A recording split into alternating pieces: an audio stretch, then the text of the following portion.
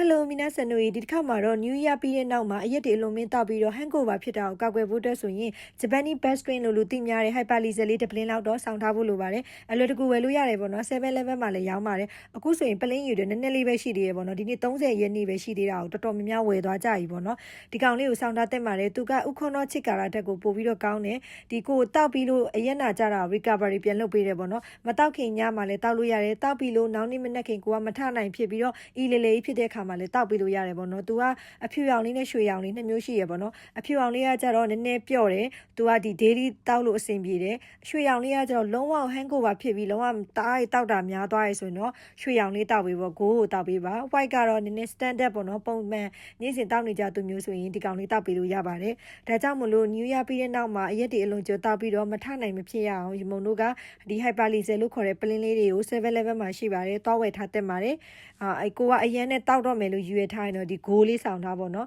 ကိုကနည်းနည်းပဲတောက်တတ်တယ်ဆိုရင်တော့ white လေးဆောင်ထားပါ bye bye